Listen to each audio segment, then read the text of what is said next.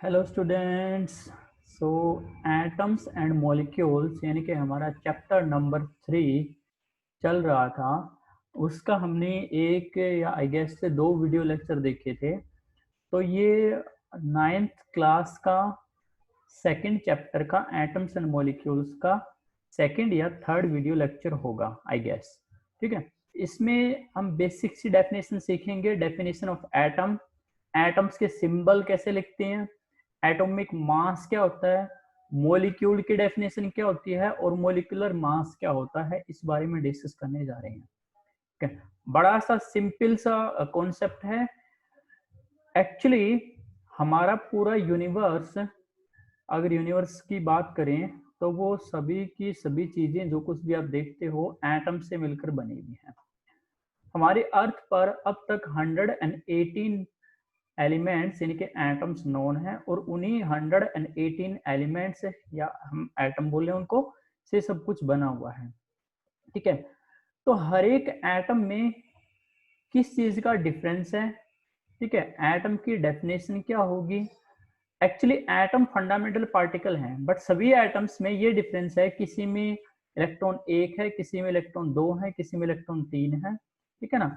फिर हम next chapter में जैसे हम इलेक्ट्रॉनिक कन्फिग्रेशन सीखेंगे कि मान लो कार्बन है, उसमें 6 इलेक्ट्रॉन होते हैं, उसका 6 एटॉमिक नंबर है, तो 6 इलेक्ट्रॉन को कौन सी शेल में हम फिल करेंगे, ये हम बाद में सीखेंगे।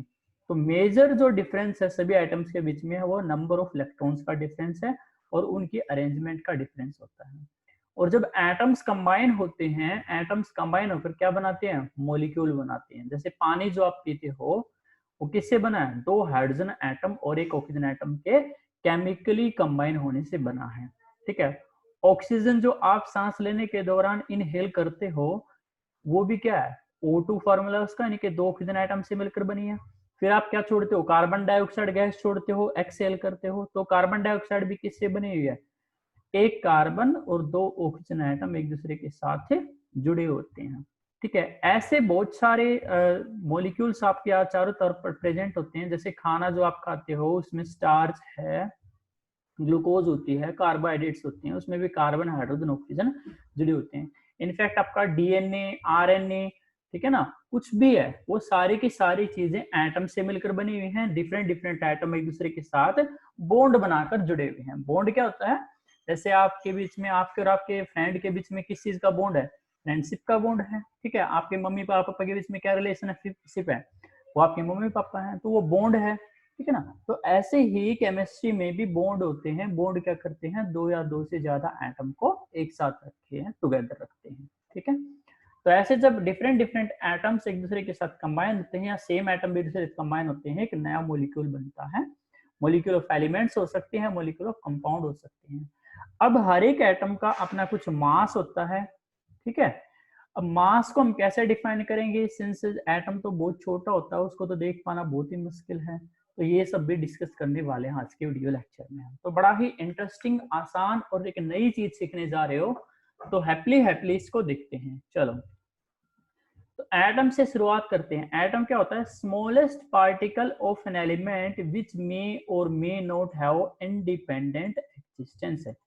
यानी कि ये एक सबसे छोटा पार्टिकल्स है, सबसे छोटा पार्टिकल्स है, सबसे स्मॉलेस्ट पार्टिकल्स है, जिसकी इंडिपेंडेंट एग्जिस्टेंस हो भी सकती है और नहीं भी हो सकती है। अब इंडिपेंडेंट एग्जिस्टेंस से क्या मतलब है बेटा जी, इसका मतलब है कोई एटम जो है वो अपने आप में अकेला एग्जिस्ट भी कर सकता है और नहीं भी कर सकता है। जैसे एग्जांपल से समझाता हूं इसको। जैसे आपने हीलियम गैस सुनी होगी, बलून जो खरीदते हो उसमें कौन सी गैस भरी होती है, हीलियम गैस भरी होती है। तो हीलियम एक मोनो एटॉमिक, मोनो का मतलब होता है सिंगल, एक ही एटम से बना हुआ है, यानी कि हीलियम के atom atom atom atom atom जुड़े हुए हैं। ठीक है ना, मतलब इंडिपेंडेंटली प्रेजेंट है, आपस में नहीं जुड़े हुए हैं। जैसे मान लो गुब्बारे में हवा भरवा ली तो उसमें क्या है, helium helium helium helium helium helium helium helium, ऐसे हीलियम के बहुत सारे एटम प्रेजेंट होते हैं। तो वहां पर हीलियम एटम इंडिपेंडेंट एग्जिस्ट कर सकता है। अब इंडिपेंडेंट एग्जिस्टेंस ना होने का क्या मतलब है, इंडिपेंडेंट एग्जिस्टेंस ना होने का मतलब है कि एक एटम अकेला न रहकर किसी के साथ जुड़ा हो रहता है वो। अब जैसे मान लो आप सांस ले रहे हो, तो सांस ले रहे हो तो कौन सी गैस अंदर ले रहे हो, ऑक्सीजन गैस अंदर ले रहे हो। बट ऑक्सीजन का फॉर्मूला आपने देखा होगा, ऑक्सीजन का फॉर्मूला सॉरी, O2 होता है, O2। O2 का मतलब है बेटा कि एक ऑक्सीजन एटम दूसरे ऑक्सीजन एटम के किसी बॉन्ड के द्वारा जुड़ा हुआ है, केमिकल बॉन्ड के थ्रू जुड़ा हुआ है।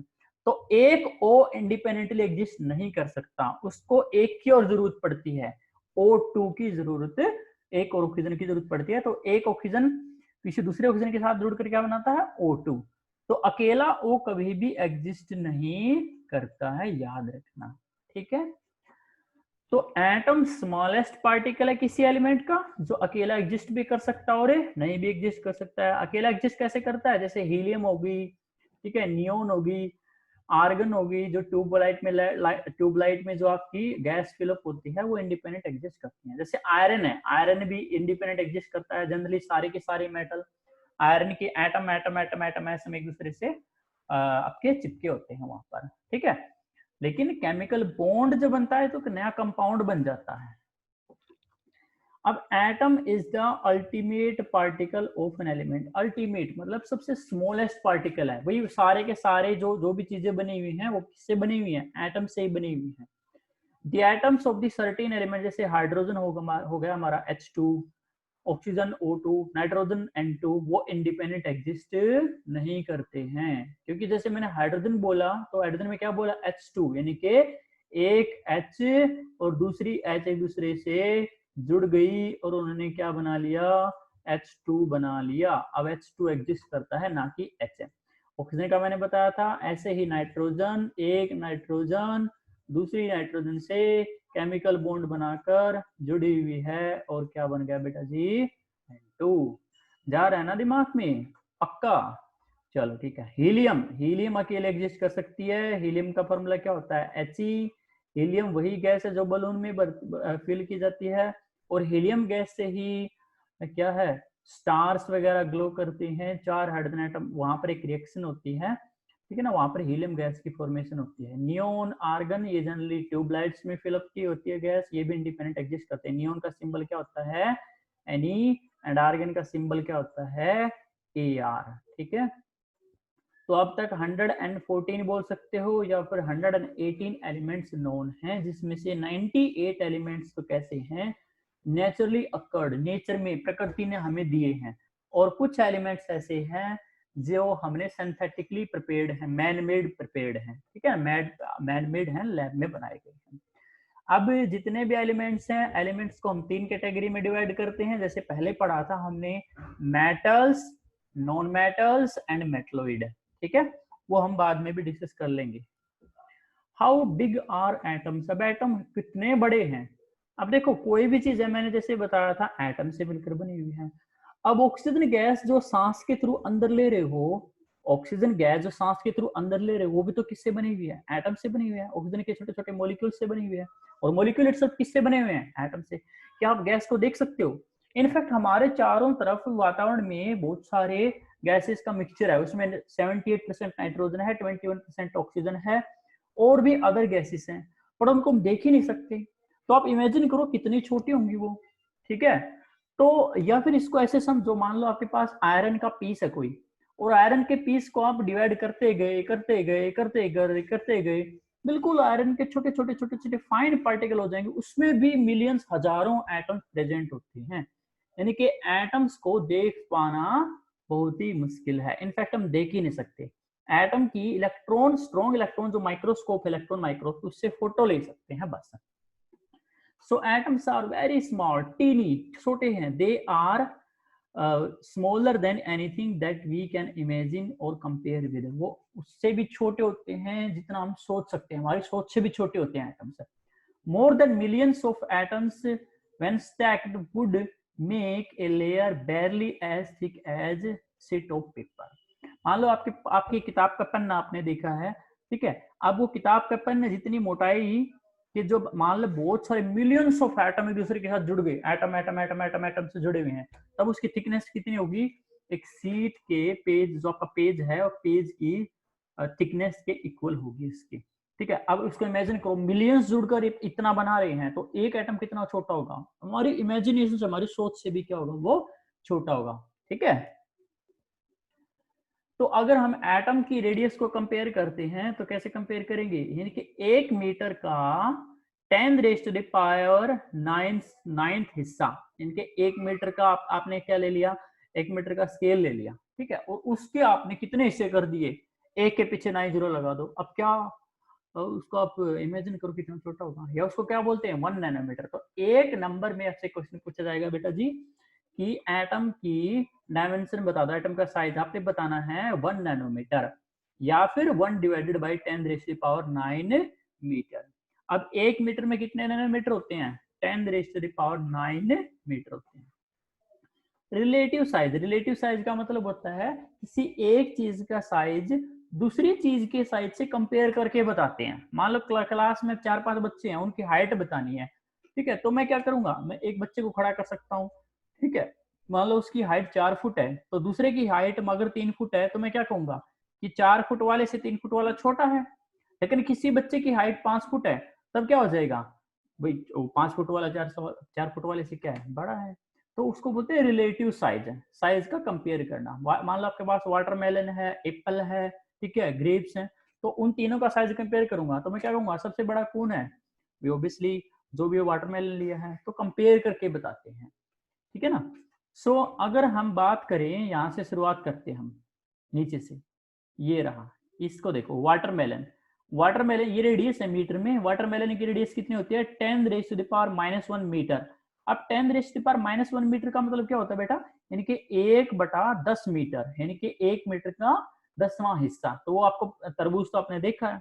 एंट, चीटी, चीटी चीटी चीटी जो आप काटती है, कूदते फिरते हो, ठीक है ना, फॉर्मिक एसिड होता है उसकी बाइट में, जैसे ही फॉर्मिक एसिड आपकी आपकी बॉडी के अंदर वो छोड़ देती है, तो अब आपको बड़ा ही इरिटेशन फील होती है। उससे बचने के लिए आप क्या लगा सकते हो, आपको बेस लगा सकते हो, कोई सोप सोल्यूशन लगा सकते हो, ठीक है ना। तो उसका साइज कितना होता है, 1 मीटर का 100वां हिस्सा कर दो, यानी कि 1/100 metre.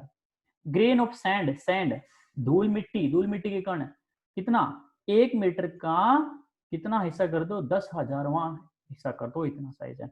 Molecule of haemoglobin, haemoglobin क्या होता है बेटा जी, हीमोग्लोबिन होता है ब्लड को, जो ब्लड में आयरन का एक कंपाउंड होता है, आयरन का एक कंपाउंड होता है, उसमें जनरली आयरन प्रेजेंट होता है, जो ऑक्सीजन कैरी करता है, लंग से बॉडी के टिश्यूज तक ऑक्सीजन को लेकर जाता है, यानी कि ऑक्सीजन कैरियर है ये, ठीक है ना, पूरी बॉडी में ऑक्सीजन को सप्लाई करता है। तो हीमोग्लोबिन का साइज कितना है, 1/10⁸ मीटर, यानी कि 1 मीटर का इतना हिस्सा कर दो आप। वाटर मॉलिक्यूल, पानी जो आप पीते हो, कितना साइज है उसका, 1/1/10⁻9 मीटर, यानी कि 1 मीटर का कितना हिस्सा कर दोगे, एक के पीछे 90। अब देखो कितना, क्या वाटर मॉलिक्यूल आप देख सकते हो, नहीं। इवन एक ड्रॉप दिखाई देती है पानी की, क्या बोल रहा हूं मैं, एक पानी की बूंद जो आपको दिखाई देती है, उसमें भी millions of water molecule present होते हैं। अब मिलियंस ऑफ वाटर मॉलिक्यूल इकट्ठे होकर एक ड्रॉप बनाते हैं। इमेजिन करो पानी का एक मॉलिक्यूल कितना होगा, पता ही नहीं, आप तो देख ही नहीं सकते, बहुत ही छोटा है, ठीक है।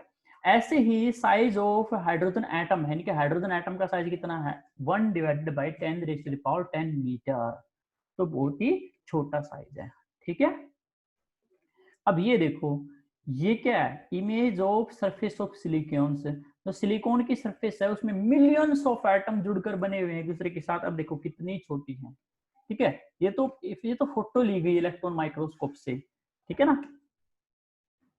What are the modern day symbols of atoms of different elements?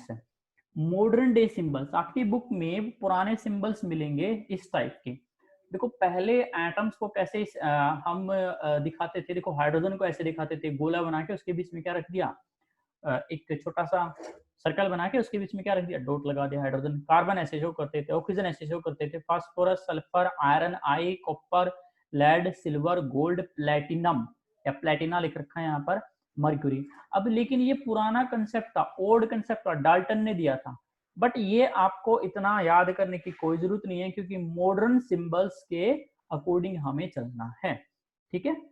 So Dalton was the first scientist to use the symbols for element in very specific sense. पहले तो सिंबल होता है क्या है, देखो हर एक एटम है, हर एक एटम का अपना क्या है, नाम है, ठीक है ना। जैसे क्लास में सभी का अपना नाम होता है, ठीक है, कोई पप्पू है, कोई चंपू है, ठीक है। अब उनका क्या है, अपना नाम है। अब हर एक बार हम नाम को न लिखकर, नाम ऑब्वियसली बार बार नाम को न लिखकर हम एक छोटा सा सिंबल यूज करते हैं, ठीक है, बेचंपू का CH हो गया, पप्पू का PU हो गया।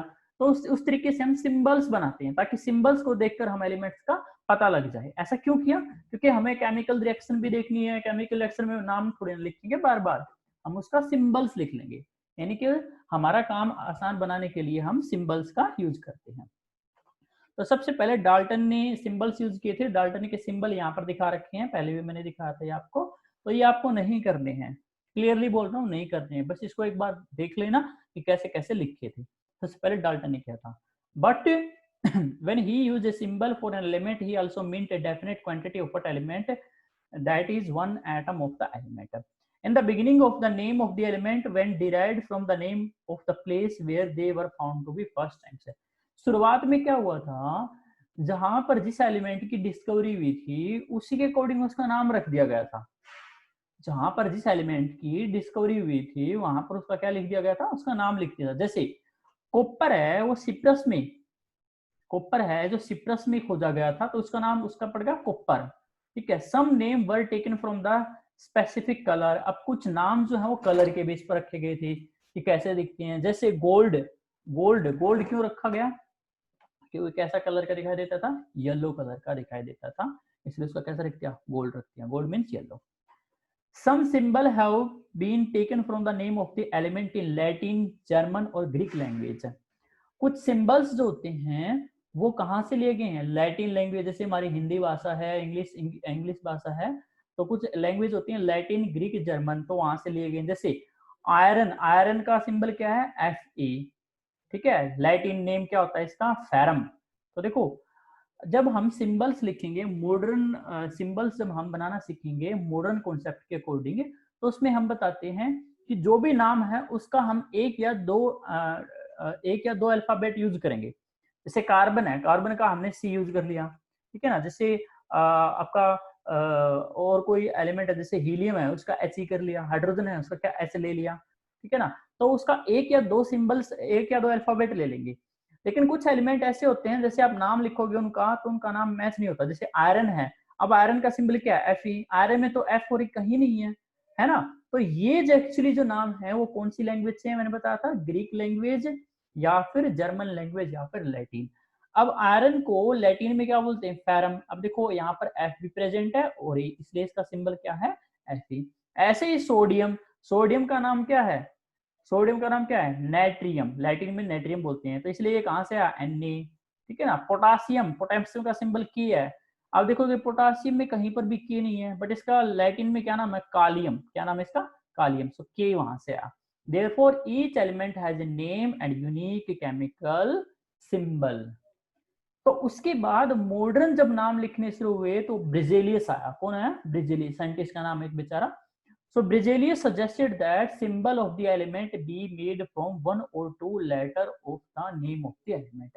Berzelius ने कमाल की बात की, उसने कहा कि क्यों ना हम जो भी सिंबल लिख रहे हैं किसी एलिमेंट के लिए, वो उसी एलिमेंट के, उसी एटम के नाम में से दो लेटर उठा लो, एक या दो लेटर उठा लो। जैसे हाइड्रोजन है, ध्यान से देखना जी, जैसे हाइड्रोजन है, हाइड्रोजन में H है, जिसका सिंबल क्या हो गया, H है। हीलियम है, इसका सिंबल क्या हो गया, He। लिथियम है, इसका सिंबल क्या हो गया, Li। बेरिलियम है, Be। Boron, B। ठीक है, carbon C, nitrogen N। Oxygen O। Fluorine F। Neon Ne। Sodium बताया था ना, अरे सोडियम बताया था ना, Na तो सोडियम में कहीं पर नहीं है, लेकिन इसका लैटिन में क्या नाम है, नाइट्रियम। ठीक है, तो वहां Na यहाँ से है। Magnesium Mg, aluminium Al, silicon Si, phosphorus P, sulphur S, chlorine, ठीक है, आर्गन, पोटासियम के, कहां से आया, कैलियम। लैटिन में इसका नाम क्या है, कैलियम। लैटिन में इसका नाम क्या है, कैलियम, तो वहां से आया की। Calcium C। तो फर्स्ट 20 एलिमेंट्स के सिंबल हैं और के एटॉमिक नंबर हैं, आपको याद करने हैं। जैसे हाइड्रोजन का एटॉमिक नंबर कितना है, 1 2 3 4 5, ऐसे चलते जाओगे आप। कार्बन का एटॉमिक नंबर कितना है, 6। एटॉमिक नंबर का मतलब होता है उसमें इतने ही इलेक्ट्रॉन है उतने ही प्रोटॉन है। इलेक्ट्रॉन क्या होते हैं, इलेक्ट्रॉन और प्रोटॉन एटम के छोटे छोटे पार्टिकल्स हैं, सब एटॉमिक पार्टिकल बोलते हैं। इलेक्ट्रॉन पे नेगेटिव चार्ज और प्रोटॉन पे पॉजिटिव चार्ज होता है। एक और चीज होती है न्यूट्रॉन, जो न्यूट्रल होता है। ठीक है, तो फर्स्ट 20 एलिमेंट्स के सिंबल प्लस आपको क्या याद रखने हैं, उनके एटॉमिक नंबर। धीरे धीरे याद हो जाएंगे, कोई दिक्कत नहीं है। ठीक है, तो पूरी पीरियोडिक टेबल यहाँ पर दिखा रखी है। पीरियोडिक टेबल हम नेक्स्ट चैप्टर में पढ़ेंगे उसको, और 10th क्लास में डिटेल में पढ़ेंगे, फिर 11th क्लास में पढ़ेंगे, फिर 12th क्लास में पढ़ेंगे, फिर ग्रेजुएशन में जाओगे तब पढ़ेंगे, फिर पोस्ट ग्रेजुएशन में जाओगे तब पढ़ेंगे, पढ़ते ही जाएंगे अगर पीरियोडिक टेबल अगर आपने साइंस स्ट्रीम ली 10th के बाद। ठीक है, तो hydrogen, lithium, sodium, potassium, rubidium, caesium, francium, beryllium, magnesium, calcium, strontium, barium, radome, scandium, ये कुछ याद करने की जरूरत नहीं इतने वाले, यहाँ से देख लो। Boron, aluminium, gallium, indium, thulium, carbon, silicon, germanium, sand, आपका tin, lead, nitrogen, phosphorus, arsenic, antimony, bismuth, ये सब आप थोड़े बहुत याद कर लोगे। ठीक है, वो मैं बता दूंगा कैसे याद करते हैं। फिलहाल आपको याद रखना है हाइड्रोजन 20 के ही कर लो, ये वाले कर लो आप। ठीक है, कुछ जैसे कुछ क्वेश्चन पूछ सकते हैं, जैसे आपका गोल्ड का सिंबल क्या है, गोल्ड, ये रहा गोल्ड, गोल्ड का सिंबल क्या होता है AU, सिल्वर का सिंबल क्या होता है AG, कॉपर का सिंबल क्या होता है CU, जिंक का सिंबल क्या होता है जिंक, ठीक है, मरकरी का सिंबल क्या होता है HG, ठीक है, इरेडियम जो इंजेक्शन है, इंजेक्शन से डर लगता है, इरेडियम की सीरीज बनती है IR होता है वो, ठीक है ना। ओस्मियम सबसे भारी मेटल होती है, ठीक है, और कौन सी मेटल है, और आपने आयरन देखी है उसका सिंबल क्या है Fe, क्रोमियम देखी है Cr, कोबाल्ट देखा है क्या है CO, निकल देखा है Ni, प्लेटिनम बहुत ही महंगी मेटल है तो क्या है Pt, यूरेनियम जिससे बिजली बनती है यूरेनियम का U, प्लूटोनियम इससे ही बिजली बनती है Pu, ठीक है ना। और जो मोस्ट कॉमन है टिन, टिन के डिब्बे होते हैं Sn, ठीक है। फास्फोरस जो माचिस की तिल्ली पर होती है वो P, नाइट्रोजन गैस उसका क्या होता है N2, और नाइट्रोजन का क्या होता है N, कार्बन का C, सिलिकॉन, सिलिकॉन के मोबाइल कवर आते हैं और बहुत सारी चीजें आती हैं, क्या होता है Si, ठीक है ना। Bromine only liquid non metal क्या है Br, क्लोरीन गैस क्या है Cl, फ्लोरीन क्या है F, हेलियम गुब्बारे वाली क्या है He, neon Ne, Ar argon, krypton xenon, radon, ठीक है। आयोडीन नमक वाला आयोडीन क्या है I। तो कुछ एलिमेंट्स के सिंबल यहाँ पर आप इसको देख लेना धीरे धीरे, ऐसा नहीं कि एक ही बार में आपको याद हो जाएंगे, धीरे धीरे इसके हैबिचुअल हो जाओगे, धीरे धीरे आपको याद हो जाएंगे। कुछ चीजें मैं बता दूंगा बाद में कैसे याद करना है, ठीक है। फिर बात करते हैं एटॉमिक मास की। एटॉमिक मास यानी कि एटम का मास है, ठीक है ना। अब हर एक एटम अलग अलग है, उसका कुछ सिंबल भी अलग है, उसका नाम भी अलग है, अब ओब्वियसली उसका एटॉमिक मास भी क्या होगा, अलग अलग होगा। अब हमने थोड़ी देर पहले एक चीज पढ़ी थी कि एटम तो इतना छोटा होता है उसको तो हम देख ही नहीं सकते हैं, फिर उसका मास कैसे मेजर किया होगा हमने। अब मास मेजर करने का बेटा एक रिलेटिव तरीका है, रिलेटिव रिलेटिव रिलेटिव मैंने बताया था। जैसे जैसे क्या है, मान लो आपकी गली में कोई तरबूज बेचने वाला है, उसके पास तरबूज भी है, उसके पास ऑरेंज भी है, और उसके पास ग्रेप्स भी है, लेकिन उसके पास कोई भी जो आप बाट बोलते हो ना, कोई भी उसके पास बाट वगैरह या कोई भी ऐसी चीज स्टैंडर्ड वेइंग का सिस्टम नहीं है। उसने क्या किया, एक तरबूज लिया, क्या लिया, उसने एक तरबूज लिया और उसने कहा, मान लिया मैंने पता कितना वेट है उसका, मैंने मान लिया उस तरबूज का जो मास है 12 यूनिट है, उस तरबूज का मास कितना है 12 यूनिट है, या 12 भी छोड़ो 1 यूनिट मान लो, 1 यूनिट है, और उस तरबूज के 12 हिस्से कर दिए हमने, कितने हिस्से कर दिए 12 हिस्से, तो एक हिस्से का मास बताओ कितना होगा 1/12, यही होगा ना। तरबूज जो है उसका मास कितना मान लिया हमने, 1 यूनिट मान लिया, 1 यूनिट, यूनिट कुछ भी हो सकता है, ग्राम, किलोग्राम, वटेवर, वो बाद में देखेंगे हम, एक मान लिया उसका एक मास इतना 1 यूनिट है, और उसके इक्वल 12 पार्ट कर दिए, तो एक का मास, एक तरबूज पूरे का मास 1 यूनिट है, तो 12 हिस्सों का क्या मास होगा भाई 1/12, हर एक हिस्से का मास कितना होगा 1/12, 1/12, 1/12, 1/12, ठीक है। अब आपने कहा कि मुझे तो ऑरेंज लेने हैं, तो उसने कहा कि मैंने तरबूज का मास 1 यूनिट माना है और इसके 12 हिस्से कर दिए, एक का मास है 1/12, अब आपको बताओ कितने तरबूज कितने ऑरेंज चाहिए। तो आप क्या कह सकते हो, आप कह सकते हो कि मुझे तो 10 यूनिट चाहिए, 5 यूनिट चाहिए, 2 यूनिट चाहिए, ठीक है। तो वो क्या कहता है कि जो 1/12 है ये मैंने स्टैंडर्ड मान लिया है, जो 1/12 यूनिट है मैंने क्या मान लिया, स्टैंडर्ड मान लिया, इसी के साथ कंपेयर करके मैं बताऊंगा, इसी के साथ कंपेयर करके मैं, तो दूसरे भी ऑरेंज वगैरह हैं उसी के, इसके साथ कंपेयर करके मैं आपको दूंगा, ठीक है। तो ठीक है, दे दिया। अब यहाँ पर भी एटम्स में भी क्या होता है, हम रिलेटिव मास की बात करते हैं, रिलेटिव यानी कि पहले हमें किसी एटम को, किसी एलिमेंट को एक क्या मानना पड़ेगा, रेफरेंस मानना पड़ेगा। क्या मानना पड़ेगा, रेफरेंस मानना पड़ेगा। रेफरेंस मानकर दूसरे एटम का मास उस एटम के मास कंपेयर करके बताऊंगा कि दूसरा एटम उससे इतने गुना भारी है या इतने गुना क्या है वो हल्का है। ठीक है, यस। वो दूसरी लैंग्वेज में ऐसे समझ सकते हो, जैसे मैंने बताया था कि जो तरबूज का जो एक पीस है वो रेफरेंस मान लिया है। क्या मान लिया, वो रेफरेंस है। अब उस रेफरेंस के साथ मैं कंपेयर करके चीजें बेचूंगा। मैंने उस रेफरेंस को सेट कर दिया, उसके वही उसके उसके साथ कंपेयर करके मैं ग्रेप्स बेच रहा हूँ, मैं क्या कर रहा हूँ, ऑरेंज बेच रहा हूँ। या मान लो आपकी क्लास में हमें नहीं पता कितना मास, किसी चीज का मास क्या है। मान लो एक बच्चा मान लिया, रेफरेंस मान लिया। हाइट की बात कर लेते हैं, चलो हाइट की। ठीक है, तो हाइट की बात करते हैं। मान लो कोई 5 फुट का कोई बच्चा है, तो उसकी मैंने वो रेफरेंस सेट कर दिया। अब कोई 6 फुट का है, तो मैं क्या कहूंगा कि भाई 5 फुट के कंपेयर में 6 फुट वाला क्या है, लंबा है। ठीक है ना। और 4 फुट वाला क्या है, वो 5 फुट के कंपेयर में क्या है, उससे छोटा है। तो एक रेफरेंस सेट करके कि फलानी चीज से इतनी भारी है या लंबी है, तो हम एक रेफरेंस सेट कर लेते हैं। ठीक है, जैसे पेपर होता है आपका, तो 100 मार्क्स के पेपर में से 33 मार्क्स वाला क्या हो जाता है, पास होता है। तो 33 मार्क्स रेफरेंस है। ठीक है, अब 33 से कितना ज्यादा नंबर ले रहा है, कोई 40 ले रहा है, कोई 50 ले रहा है, कोई 100 ले रहा है, तो उसके साथ कंपेयर करके हम क्या करते हैं, बताते हैं। So most remarkable concept that Dalton atomic theory proposed that atomic mass। तो डाल्टन एटॉमिक थ्योरी पढ़ी थी हमने वीडियो लेक्चर 1 में, आपको याद होगा।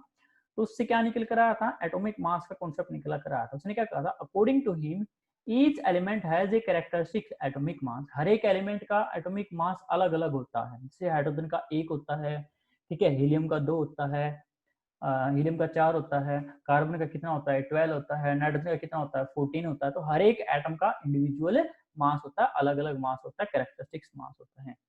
The theory could explain the law of constant proportion so well that scientists were prompted to measure the atomic mass of atom। अब इस थ्योरी ने जो लॉ ऑफ कांस्टेंट प्रोपोर्शन दिया था, इतने अच्छे से एक्सप्लेन की कि साइंटिस्ट को अब इंटरेस्ट हो गया था एटॉमिक मास को मेजर करने में। क्योंकि जो लॉ पढ़े थे हमने क्या देखा था, जैसे law of conservation of mass में तो क्या देखा था कि मास can neither be created nor be destroyed.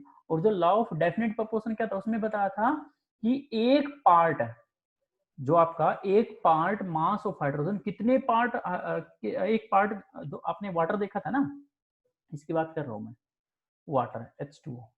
तो वाटर में ऑक्सीजन का मास कितना है, 2 ग्राम। ठीक है, हाइड्रोजन का सॉरी।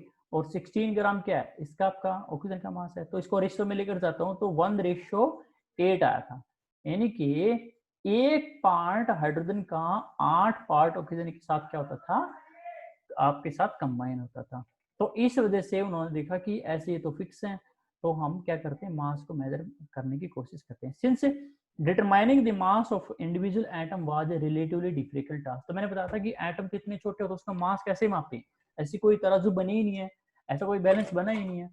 तो relative atomic mass was determined using the law of the chemical combinations and, यानी कि रिलेटिव टर्म यूज करेंगे किसी के साथ कंपेयर करके। So in 1964, for a universally accepted atomic mass unit, carbon-12 isotopes was chosen for the standard reference for measuring the atomic mass। अब एक छोटी सी कहानी सुनाता हूँ। जैसे 1961 में कार्बन को मान लिया था रेफरेंस है, लेकिन इससे पहले हाइड्रोजन को माना था रेफरेंस है कि हाइड्रोजन का मास 1 यूनिट मान लेते हैं और इसके साथ कंपेयर करके हम दूसरे एलिमेंट्स का मास बता देंगे। बट हाइड्रोजन एक बहुत ही छोटा एलिमेंट था, उसका मास काफी कम था, तो उसमें भी दिक्कत आने लगी। उसके बाद हमने रेफरेंस माना ऑक्सीजन को, क्योंकि ऑक्सीजन ज्यादा से ज्यादा कंपाउंड के साथ एक्शन कर देता है। ठीक है, तो तब ऑक्सीजन को सेट किया। लेकिन 1961 में आते आते तो कार्बन-12, अब आइसोटोप क्या होते हैं, इसी चैप्टर में और नेक्स्ट चैप्टर में आइसोटोप के बारे में पढ़ेंगे। आइसो का मतलब होता है सेम और टोप मतलब होता है एटॉमिक नंबर। तो सेम एटॉमिक नंबर यानी कि atoms of the same element which have the same atomic number but different mass number. जिनका एटॉमिक नंबर सेम हो बट मास नंबर क्या हो, डिफरेंट, उसको आइसोटोप बोलते हैं। फिलहाल आइसोटोप्स को आप भूल भी जाओ, ऐसी कोई बात नहीं है, इसको भूल जाओ 1 मिनट के लिए। तो क्या है, कार्बन-12, अब कार्बन का मास कितना होता है, 12 ग्राम। कार्बन का मास कितना होता है, 12 ग्राम। तो कार्बन-12 को रेफरेंस से सेट कर लिया हमने। अब 1 ग्राम, ध्यान से सुना ये वाली चीज है, अब 1 ग्राम कार्बन 12 का मास कितना है 12 ग्राम, तो 1 ग्राम मास किसके इक्वल होगा? अगर मैं कार्बन के मास के कितने हिस्से कर दूं 12, अगर मैं कार्बन के मास के 12 इक्वल हिस्से कर दूं तो कितना आएगा? एक एक एक एक एक एक ग्राम आ जाएगा। ठीक है ना, समझ रहे हो ना कि 1/12 of mass of carbon 12, 1/12 of mass of carbon 12 is known as 1 atomic mass unit. ठीक है, हमने मास स्पेक्ट्रोमीटर से, टेक्निक होती है हायर क्लासेस में पढ़ोगे, एक एक्सपेरिमेंट से, एक्सपेरिमेंट बोल लो सिंपल लैंग्वेज में, एक्सपेरिमेंट से हमने पता लगा लिया कि कार्बन का मास कितना है 12। ठीक है, तो हमें कार्बन के मास का 1/12 हिस्सा ले लिया और उसको बोल दिया 1 एटॉमिक मास यूनिट है। अरे देखो ना, ये कार्बन का मास कितना है 12, इसका मैं कितना कर रहा हूँ 1/12 हिस्सा ले रहा हूँ, तो 12 से 12 गया, कितना बचा? एक, कितना बचा? 1 ग्राम। तो उसको क्या मान दिया मैंने? उसको बोल दिया 1 एटॉमिक मास यूनिट। वो वैसा ही है बिल्कुल कि वाटरमेलन है, वाटरमेलन का मास कितना मान लिया 12, और उसके कितने हिस्से कर दिए इक्वल 12, तो एक हिस्से का मास कितना हुआ 12। अब उससे मैं क्या कर सकता हूँ, फ्रूट सेल कर सकता हूँ कि ले भाई मैंने ये 1 यूनिट है मेरी, ठीक है ना। सो 1 atomic mass unit is the mass unit equal to exactly 1/12 of mass of the carbon 12, यानी कि कार्बन 12 का जो मास है 12 ग्राम, उसका 1/12 हिस्सा ले लो, उसको क्या बोलेंगे हम 1 एटॉमिक मास, जिसको किससे रिप्रेजेंट करते हैं AMU, AMU या फिर सिंपल U लिखकर। ठीक है, यूनिट AMU का मतलब है एटॉमिक मास यूनिट और U का मतलब यूनिफाइड मास, एक ही चीज है। The relative atomic masses of all elements have been found with respect to the atom, an atom of the carbon 12। अब देखो, मान लो मैंने हाइड्रोजन का मास बताना है, तो मैं क्या कहूंगा, हाइड्रोजन का मास 1 ग्राम होता है, हमें पता है, तो लेकिन उसको बताऊंगा कैसे मैं?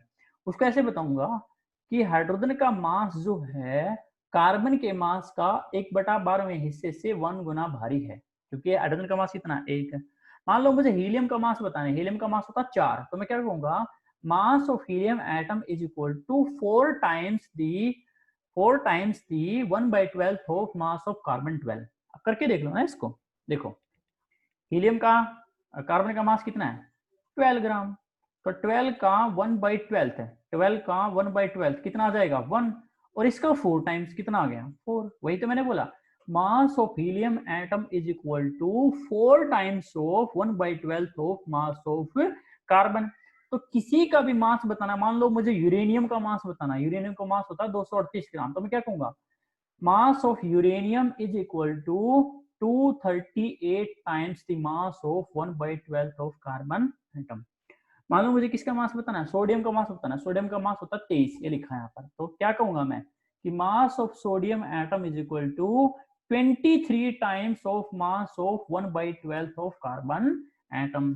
मान लो मुझे कार्बन का मास बताना है, कार्बन का तो क्या बताएं, कार्बन का तो कार्बन से तो हम डेफिनेशन ही निकाल रहे हैं, मानो नियोन का बताना, नियोन का 20 होता है, तो मैं क्या कहूंगा, mass of neon is equal to 20 times the mass of 1/12 of carbon 12 isotope, यानी कि कार्बन 12 आइसोटोप का 12वां हिस्सा ले लो, उसका मास क्या होता है 1 यूनिट, और 1 यूनिट के साथ कंपेयर करके, उसको रेफरेंस माना ना, कंपेयर करके सभी का मास क्या कर सकता हूं मैं बता सकता हूं। तो फर्स्ट 20 एलिमेंट्स के नाम, उनके एटॉमिक नंबर और एटॉमिक मास लिखे हैं। अब इसको याद करने का तरीका भी बताऊंगा, बड़ा ही आसान तरीका होता है, आप सिंपल एटॉमिक नंबर याद रख लो, और एटॉमिक नंबर अगर इवन है, देखो एटॉमिक नंबर इवन है, इवन और ओड को तो पता ही होगा, तो 2 से डिवाइड होते हैं इवन होते हैं, तो इवन है तो उसका डबल कर दो, वो उसका मास हो जाएगा। देखो हीलियम है, हीलियम का एटॉमिक नंबर 2 है, डबल कर दो 4। बेरिलियम है, बेरिलियम एक्सेप्शन है, बेरिलियम एक्सेप्शन है, बेरिलियम को छोड़ दो 1 मिनट के लिए। कार्बन है, कार्बन का मास कितना है 6, 6 दूनी 12। ऑक्सीजन है, ऑक्सीजन का मास एटॉमिक नंबर कितना है 8, मास कितना हो जाएगा 16, 8 दूनी 16। नियोन का 10 दूनी 20, 12। मैग्नीशियम का एटॉमिक नंबर 12, डबल कर दो 24 है। सिलिकॉन का 14, 28 डबल कर दो। सल्फर का 16, 32 डबल कर दो। आर्गन का एक्सेप्शन है 18 दूनी 36 होना चाहिए, डबल कितना है 40, एक्सेप्शन है अपवाद है। कैल्शियम का 20 का डबल कर दो, कितना हो जाएगा 40। अब ये तो हुआ इवन नंबर, ओड नंबर वालों के लिए डबल करके एक ऐड कर दो, ओड नंबर जिसका एटॉमिक मास है डबल करके इसमें एक ऐड कर दो, हाइड्रोजन को छोड़कर, और मैं बताऊंगा किसको छोड़ना है। हाइड्रोजन का मास भी एक है और एटॉमिक नंबर भी कितना है, एक है, इसको छोड़ दो बस। लिथियम का 3 है, 3 का डबल कर दो, 3 दूनी 6, मास कितना हो गया, एक और ऐड कर दो उसमें 7 है, ठीक है। 5 दूनी 10 प्लस 1 11, ठीक है। नाइट्रोजन का एक्सेप्शन है, सीधा 7 दूनी 14 करोगे इसका। फ्लोरीन का 9 दूनी 18 प्लस 1 19 है, ठीक है। सोडियम का 11 दूनी 22 प्लस 1 कितना 23, 13 दूनी 26 प्लस 1 कितना हो गया 27, 15 दूनी 30 प्लस 1 31, 17 दूनी 34 प्लस डेढ़ ऐड करोगे 35.5। पोटासियम का 19 दूनी 38 प्लस 1 39 है, ठीक है। तो इवन नंबर का जनरली डबल करते हैं और ओड नंबर के लिए डबल करके एक ऐड कर दो। किन को छोड़कर, एक तो हाइड्रोजन को छोड़ दोगे, हाइड्रोजन का मास भी एक, एटॉमिक नंबर भी एक, बेरिलियम को छोड़ दोगे 4 दूनी है 8 होना चाहिए था, बट एक्चुअली कितना है 9 है। नाइट्रोजन को छोड़ दोगे 7 दूनी 14 है, सिंपल। तो कुछ को छोड़कर, ठीक है, एक आर्गन को छोड़कर, तो ये मास याद कर लोगे। तो सबसे इंपॉर्टेंट डेफिनेशन बनती है आपकी ये वाली। क्वेश्चन में आएगा what is one atomic mass unit, या 1 एमयू, या फिर 1 यूम। तो आपको क्या करना है, घबराने की कोई जरूरत नहीं है, फिर से बता रहा हूँ। हमने एक रेफरेंस मान ली, हमने क्या मान लिया, रेफरेंस। कार्बन को रेफरेंस सेट कर लिया। रेफरेंस का मतलब है इसके साथ कंपेयर करके मास बताएंगे। अब कार्बन का मास कितना है 12, कार्बन के मास के 12 टुकड़े कर दिए, इक्वल टुकड़े कर दिए, तो एक टुकड़े का मास कितना होगा 1 ग्राम। तो जब कभी भी किसी भी एलिमेंट का मास बताओगे, वो कार्बन के एक टुकड़े के साथ कंपेयर करके बताओगे। जैसे सोडियम का मास 23 है, तो क्या कहूंगा कि सोडियम का मास 23 टाइम्स भारी है किससे, कार्बन के एक टुकड़े, जो कार्बन का टुकड़े की है ना 1/12 of mass of carbon atom से 23 टाइम्स क्या वो हैवियर है, ठीक है। हाउ डू एटम एग्जिस्ट, अब एटम एग्जिस्ट कैसे करते हैं। Atoms of most element are not able to exist independently. पहले बताया था कि कुछ एटम इंडिपेंडेंटली एग्जिस्ट कर सकते हैं, जैसे हीलियम वगैरह है, नियोन वगैरह है, आयरन है, बट कुछ इंडिपेंडेंटली एग्जिस्ट नहीं करते। वो किसके साथ, किसी के अपने जैसे एटम के साथ जुड़े होते हैं, जैसे O2, N2, F2, Cl2, ठीक है। दीज मोलिक्यूल और आयन एग्रीगेट, एग्रीगेट मतलब इकट्ठे जुड़ गए, together in large number so that to form the matter and we can see feel और टच। अब एटम मैंने बताया था वैसे तो बहुत छोटा, लेकिन मिलियंस ऑफ एटम जुड़कर एक ऐसी चीज बना लेंगे जिसको हम छू कर सकते हैं, टच कर सकते हैं। पानी है, जैसे पानी में क्या है, पहले तो 2 हाइड्रोजन 1 ऑक्सीजन जुड़ी, एक वाटर मॉलिक्यूल बना, अब मिलियंस ऑफ वाटर मॉलिक्यूल हैं, अब उस पानी को हम टच कर सकते हैं, फील कर सकते हैं, पी सकते हैं, नहा सकते हैं, नहाते तो आप ऐसे हो नहीं, ठीक है। तो question number 1, define the atomic mass unit. मैंने बताया था इंपॉर्टेंट क्वेश्चन आएगा, एटॉमिक मास यूनिट है। So atomic mass unit is equal to mass of 1/12 of carbon 12 isotope. इनकी 1 एटॉमिक मास यूनिट किसके इक्वल होती है, कार्बन के मास का 1/12 हिस्सा ले लिया आपने, इसको क्या बोल दिया, atomic mass unit. Question number second, why is not possible to see an atom with naked eye. अब एटम्स आर वेरी स्मॉल है, their atomic size, atomic radius जो होती है 1/10⁹ मीटर, यानी कि 1 नैनोमीटर की इक्वल होती है। So we are not able to see atoms with naked eye, ठीक है। Write the symbol of the following element. Carbon का सिंबल क्या होता है सी, नियोन का सिंबल क्या होता है Ne, ऑक्सीजन का सिंबल क्या होता है O, आयरन का सिंबल क्या होता है Fe, सोडियम का सिंबल क्या होता है Na, कॉपर का सिंबल क्या होता है Cu, गोल्ड का सिंबल क्या होता है Au, हेलियम का सिंबल क्या होता है He, बोरोन का सिंबल क्या होता है Be, सॉरी, ठीक है, Be बेरिलियम का होता है। सिलिकॉन का सिंबल क्या होता है Si, पोटेशियम का सिंबल क्या होता है K, सिल्वर का सिंबल क्या होता है Ag, मरकरी का सिंबल क्या होता है Hg। Right the atomic number and mass of the first 10 element. तो यहाँ से आप देख कर लिख लोगे पहले 10 एलिमेंट का मास और उनका atomic number. So thank you, have a nice day, ठीक है, मिलते हैं देन फिर कभी, ओके।